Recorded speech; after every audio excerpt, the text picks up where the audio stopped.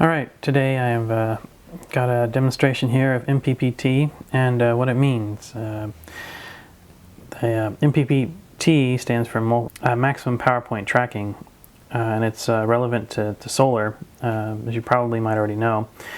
There's a bunch of other technologies involved too, like PWM, but I'm going to mostly talk about MPPT. And mostly what I want to do is I want to give a visual demonstration of what's actually going on, because a lot of people talk about MPPT and they describe it, but they don't actually show it. And so the demonstration, the point of this video is hopefully to actually give a visual demonstration of what's really going on here. That way you have a better understanding of what MPPT means to you. Mostly I'm really talking about MPP, which is maximum power point, and the tracking part is going to come from, you're going to have a microcontroller that's going to hopefully be figuring what the maximum power point is for you automatically and driving your panels at that maximum power point. The other technology that's talked about a lot is PWM. PWM I don't want to get into all that much. It's useful in a bunch of different situations. It's usually cheaper and easier to implement, and it generally is mostly used for charging lead-acid battery systems for the most part.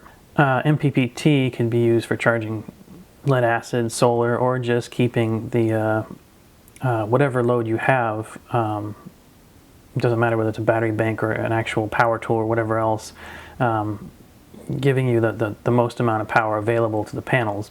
Doesn't mean that because you're using MPPT you'll always be able to drive the load you are demanding of it. You won't be able to automatically just get free power or anything, but you do get more out of what you got.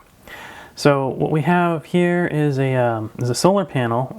This demonstration is going to be on rather small scale because it's easier for me to demonstrate it on small scale. I have a little solar panel made by Sun King. It's not a very great panel. I pulled it out of a solar charger, cell phone charger a couple years ago, and I built this unit here on the side to test things like this because I was getting a lot of junk off of Amazon and on different things, and so this is one of the panels I picked up, and it was a very poor performer. On the back, once we took it apart, I found it says it's a 3.5 watt panel, but it's really a lie. The panel is actually like, I don't know, it's like a watt or two at best, but that's not the point. But we're going to see what this panel can do given this environment and conditions that it's currently experiencing at the moment, and which is what MPP is about, is given these set of circumstances, how much power can we get out of this panel? And that's what we're going to try to determine here. This panel is just it's a 9-volt solar panel with 18 cells in series. So 18 times, they're a volt and a half cells, so 18 times half a volt is 9 volts, and we get about 10 volts open circuit on this thing. So it's a 9-volt panel. And what we have here is my little test device here. Let's get it hopefully in focus. This here is basically just a arduino, a screen, a current and voltage sensor, and a DC current load. The interesting thing here is this DC current load. This load is adjustable, and it's going to basically take all the power we feed it and turn it into heat, but it's going to do it in a clever way. And the cleverness is that it's going to do it at a specific current.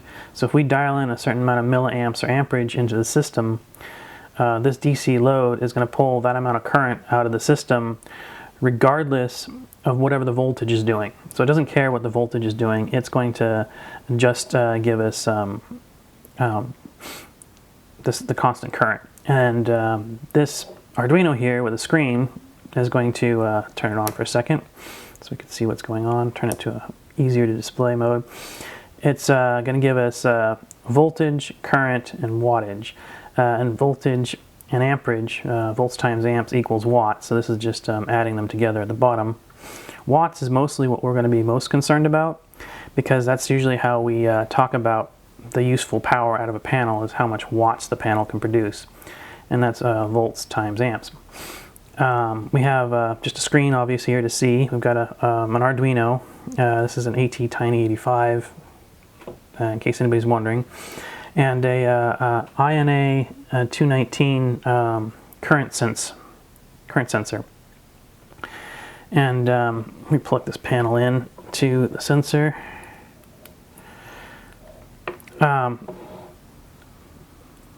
And basically, it's gonna allow us to do the visual part of this demonstration, is that we can watch what the volts and the amps do given what kind of load I put on it. So now a short explanation of MPPT. Maximum power point tracking does exactly what it sounds. It's tracking the maximum power point of the panel, and essentially how it does that is when the what that means is when the voltage and the amps are at their peak numbers, the highest numbers that the panel can produce given the situation, that's your maximum power point. And if you multiply those together, you get watts. So what an MPPT solar tracker or MPPT will do is it'll simply drive the panel at the voltage best output the most amount of current. The words are a little clumsy there, but and it's going to do that essentially very much like my fingertips are going to do on this potentiometer. This potentiometer here dials in the current draw off of this DC load.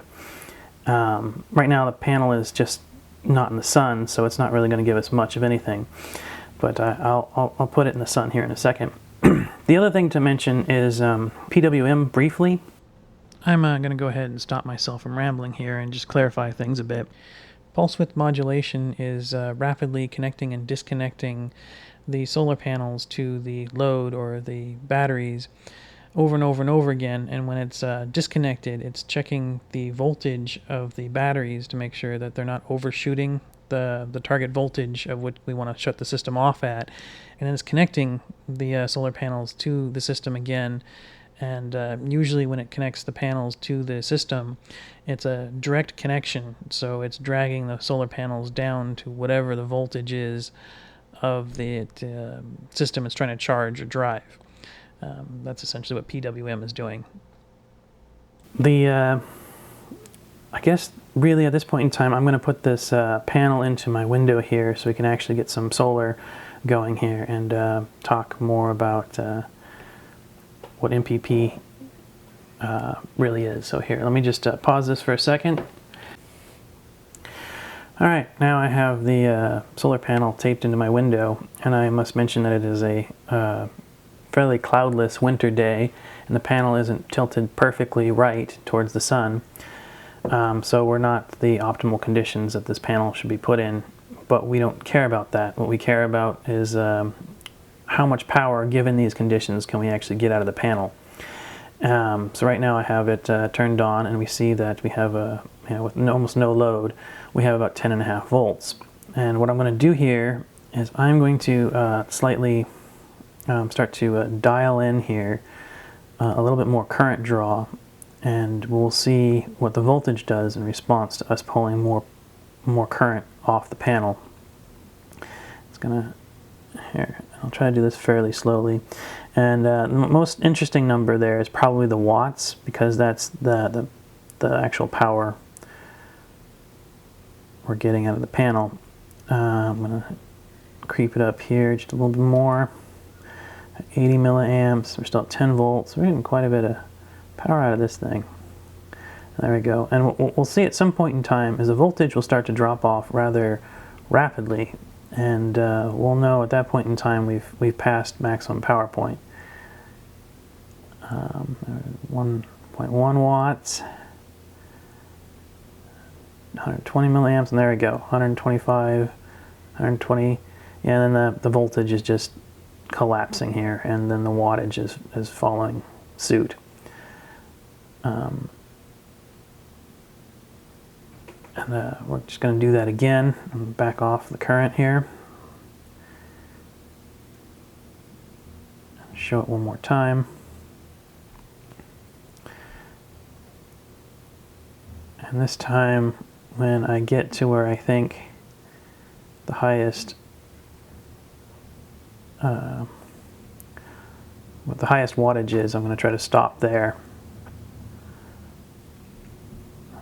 Let's see, voltage is starting to come down.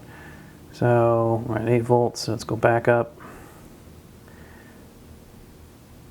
So I'm going to call it 1.1617 watts is probably the maximum power point of this panel, given the current lighting conditions and everything at the moment. Essentially, the maximum power point tracking is doing exactly that. It's just testing to see when the voltage is about ready to start dipping, and it just backs off the current draw until the voltage stabilizes, and it tries to figure out, well, when does the voltage really start to collapse, and that gives us that gives us where our maximum power point is. Here, let me just pause here for a second. One of the interesting things to note is that the panel, to produce this kind of wattage, has to be about 9.3 volts. 9.3 volts isn't always the most useful voltage. Like if you're charging your cell phone, generally most cell phone chargers will charge at 5 volts. And if we bring our the current up to the point where we're driving at about 5 volts, which is what a regular charger or USB charger would charge at, we see that we're only at 0.77 watts. And so if we'd be losing a bunch of power if we were to drive this panel at 5 volts. So that's more or less the usefulness of MPPT, is that what it'll do is it'll drive the panel at 9 volts, and then it'll have a DC to DC converter, and it'll convert the excess voltage into current, and so that we'll get more useful power out of the panel. The panel will still be driven at the right voltage, but the MPPT system will exchange some of that extra voltage for current. So that's another part of an MPPT system that's important, is this DC to DC conversion. The other thing I will just demonstrate here, because we can also demonstrate that. I apologize for that. A noisy truck started rumbling up and I didn't feel like talking over it, so I stopped the video. But what I'm going to do is, we have as a little USB battery bank, those little cheap USB chargers. I'm going to plug that directly into the panel, and we're going to see that if we were to use this as our load, there we go. Here we go. Let's put this all back in shot. We see that we get it's charging at 5.9 volts ish, and it's 0.85 of a watt at almost 150 milliamps. But we know that the panel was producing 1.17 or more wattage when it was being driven by at the correct voltage, and so essentially we're losing 20% of the useful power out of this panel due to the fact that we're driving it at the wrong voltage, and that's quite a bit of loss a lot of times. Now this isn't always necessarily the case, because you can have, like, say if we had a perfectly matched 5 or 6 volt panel, and we plugged it into this bank, we might not be losing hardly anything at all. So a lot of times a PWM system, or just directly connecting panels to your load, can work fairly efficiently as long as the panels and the load are matched correctly. But a lot of times that's hard to do, and there's so many different variations of loads and different conditions that panels can experience.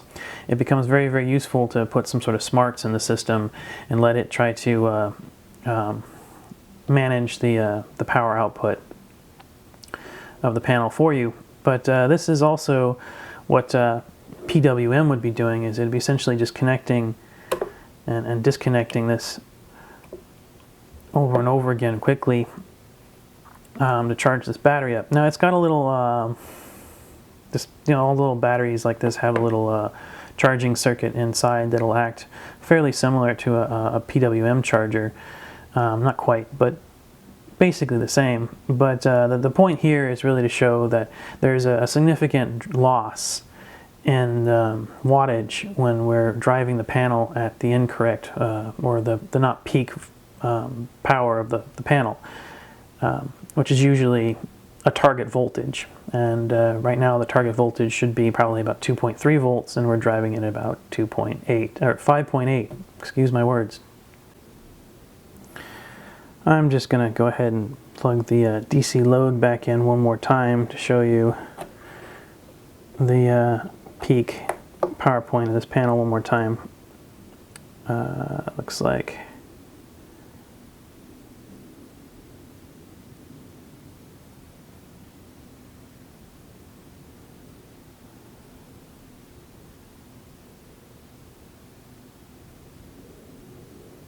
there we go. And drive it a little further, and it's going to collapse.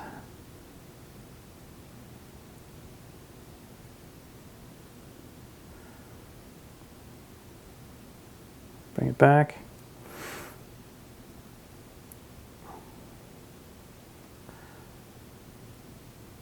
And so right now, looks like we've lost a little bit of sun, so our peak power is now at, let's see,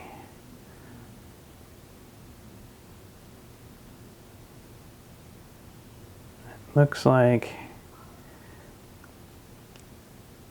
8.8 volts, and we're getting 1.3 watts.